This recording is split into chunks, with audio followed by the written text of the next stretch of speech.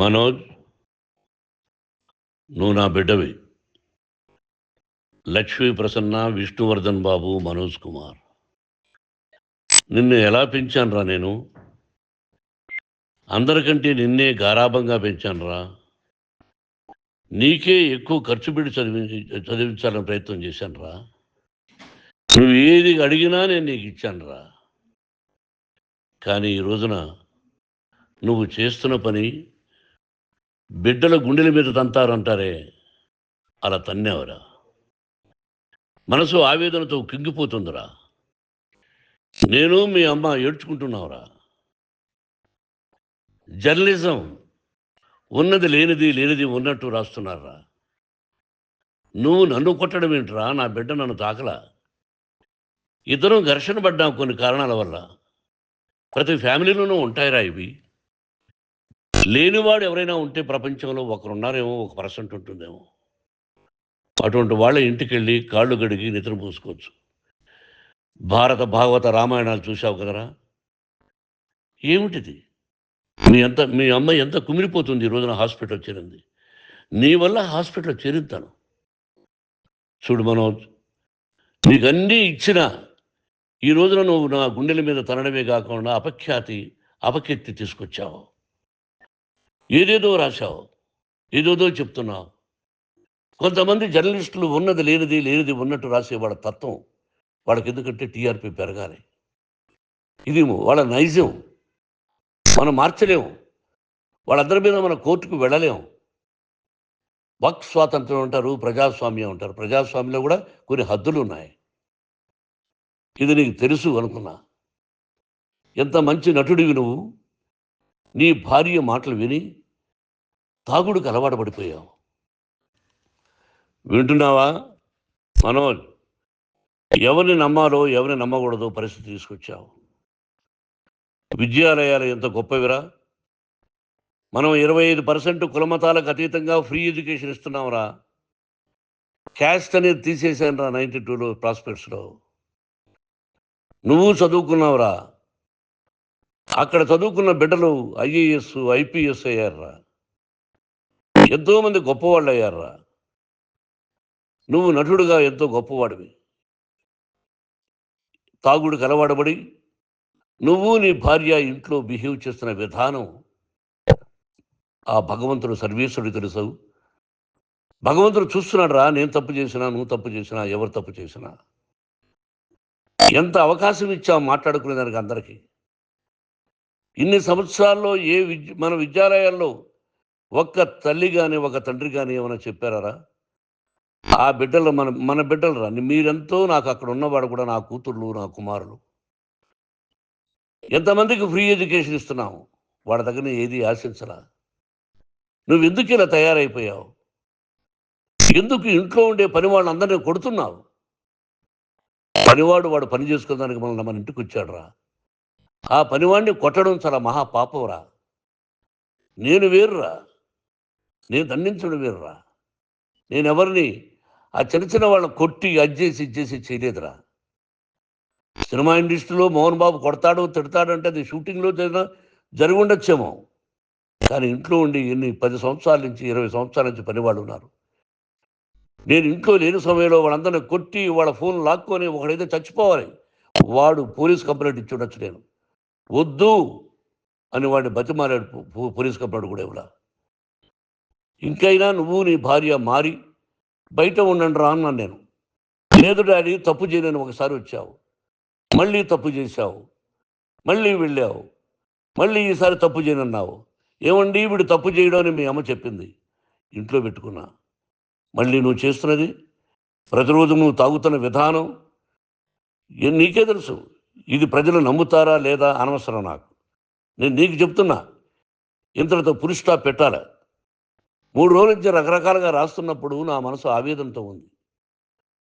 మళ్ళీ చెప్తున్నా, Mohan Babu university is greater than temples. Greater than temples. బిడ్డలను కాలేజీలో చేర్చుకునే ముందు చెప్తారు, అన్నయ్య ఎంత ఉంది యూనివర్సిటీ రూల్స్, ఇది మా పద్ధతి, మీకు ఇష్టమైతే చేర్చండి. గవర్నమెంట్ బిడ్డలని గవర్నమెంట్ ఏమిస్తుందో ఇంత పర్సంటేజీ, వాళ్ళకు కూడా మీ దగ్గర ఎందుకు డబ్బు తీసుకుంటున్నామంటే దానికి అర్థం పరమార్థం చెప్పాము. దొంగతనంగా తీసుకోలేదు. ప్రతి దానికి చెక్కులు ఉన్నాయి. అది అకౌంట్ ఉంది. దానిలో తప్పులు జరిగితే డిపార్ట్మెంట్ ఉంది. కాలేజీలో ఇంకేదైనా తప్పు జరిగితే గవర్నమెంట్ ఉంది. ఇవన్నీ నీకు తెలుసు. ఈ రోజున ప్రపంచంలోనే నంబర్ 1గా చేయాలని మీ అన్న కష్టపడి ఇతర దేశాల్లో నంబర్ 1 యూనివర్సిటీ టైఅప్ చేశాడు. ఈ రోజు నువ్వు చేసిన విధానం ఏమిటి? నువ్వే ఒకప్పుడు నాకు ఇవి ఏమొద్దు నేను యాక్టింగ్ అన్నావు. ఈ రోజున ఏం చేస్తున్నావు? విద్యాలయాల మీద పడ్డావు. తల్లిదండ్రులు చాలా గొప్పవాళ్ళురా. కొంతమందికి డబ్బు కట్టలేకపోవచ్చు. కట్టని వాళ్ళకు కొంత సహాయం చేసాం. అంతా సహాయం చేయలేము. బ్యాంకుల్లో డబ్బు కట్టాలి. లెక్చరర్స్కి డబ్బులు ఇవ్వాలి. యూనివర్సిటీ బ్రహ్మాండంగా నడపాలంటే మంచి లెక్చరర్స్ కావాలి. ఇవన్నీ తెలిసి చేస్తున్నావురా 32, 33 సంవత్సరాల నుంచి. అది పక్కన పెడితే అందరినీ కొట్టడానికి వస్తావు. మీ అన్నం తిడతావు. ఒక వ్యక్తి వినయ్ గారనే ఆయన వ్యక్తి హెల్ప్ చేయడానికి వస్తే ఆ వినయ్ ఎవరు చంపేస్తాను వాడు అన్నావు. ఇవన్నీ ఎంత తప్పురా? అంటే మీ నాన్నగారికి ఎవరు సహాయం చేయడానికి వస్తే వాళ్ళందరినీ లంజా కొడుకులు అంటావు.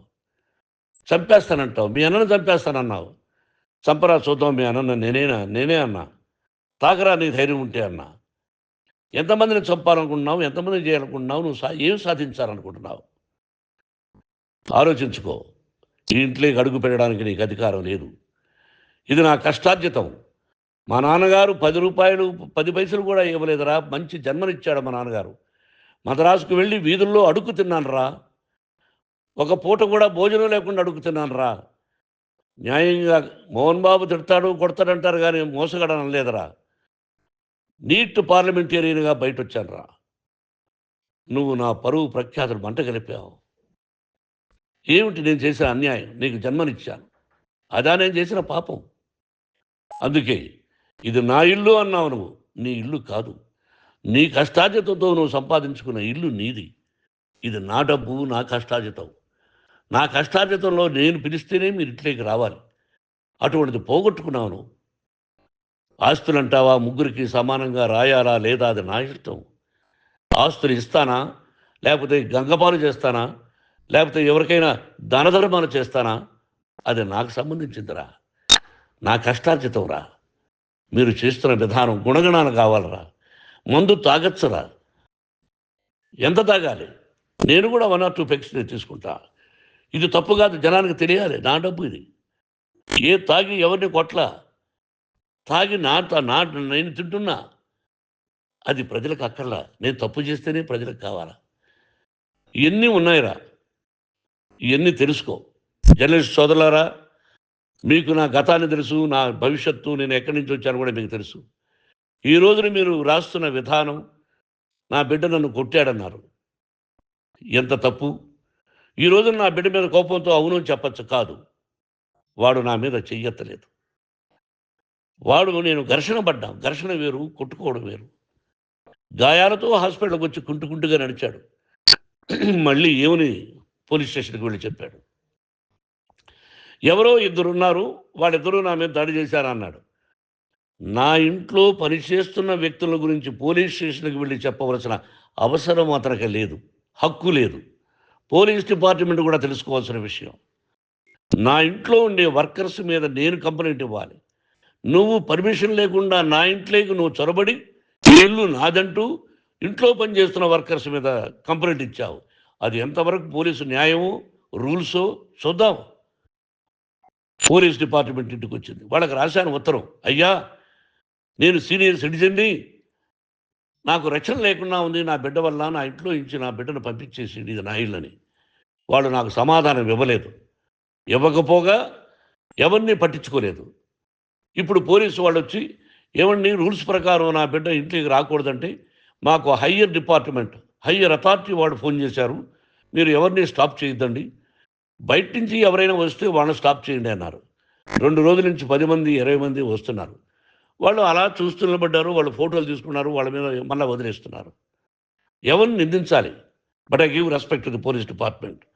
వాళ్ళకి ఏ అధికారి ఫోన్ చేశాడో, ఆ అధికారికి ఏ పొలిటీషియన్ చేశాడో అది వాళ్ళకే వదిలేస్తున్నా. కాబట్టి వాళ్ళు పోలీస్ కంప్లైంట్ ఇచ్చినా కూడా మేము సంబంధం లేదని అంటున్నారు కాబట్టి నేను నా బిడ్డను నిన్ను నాపు చేస్తున్నా. నువ్వు ఇంట్లోకి వచ్చే అధికారం నీకు లేదు. నువ్వు వచ్చి నీ బిడ్డను తీసుకెళ్ళు. సంతోషం. నువ్వు రాలేదు, నీ బిడ్డను జాగ్రత్తగానే చూసుకుంటావు. Take care your daughter, that's all. మీ అమ్మ హాస్పిటల్లో అడ్మిట్ అయింది. రేపో ఎల్లుండో మీ అమ్మను పిలిపించి బాగైన తర్వాత ఇదిగో నువ్వు నీ కొడుకు బిడ్డను తీసుకెళ్ళి వాడికి అప్పచెప్పని చెప్తాను పోలీసు వాళ్ళ ఆధ్వర్యంలో. ఇది 100% జర్నలిస్టు సోదరులారా, పులి స్టాప్ పెట్టండి. మీకు కుటుంబాలు ఉన్నాయి, మీ యజమానులకు కుటుంబాలు ఉన్నాయి. మీ కుటుంబాల విషయాలు, మీ యజమానుల కుటుంబాల విషయాలు మేము ఎవరు జోక్యం కలుగు చేసుకోవాలా. మేము నటీనటులం. మాది తప్పుంటే నటుడుగా నన్ను ఫెయిల్యూర్ అని రాయండి, నా నటన బాగలేకపోతే రాయండి. బట్ ఇంటి లోపల సందులో నుంచి చూస్తూ తప్పు చేస్తున్నామని ఉన్నది లేనిది లేనిది ఉన్నట్టు రాయకండి. మీకు నా హృదయపూర్వక నమస్కారాలు. ఇన్ని రోజులు హృదయపూర్వకంగా ఎంకరేజ్మెంట్ చేశారు. ఆ ఎంకరేజ్మెంట్కు నమస్కారం చేసుకుంటూ I love you all. I love you police department. మీరు న్యాయంగా ధర్మంగా నడుచుకోండి, ఎవరికి తొత్తుల్లాగా ఉండొద్దండి అని మనవి చేసుకుంటూ నేను సెలవు తీసుకుంటాను. Thank you very much for all the journalist. ఇక్కడ పులి స్టాప్ పెట్టండి, పులి స్టాప్ పెట్టండి. Thank you very much.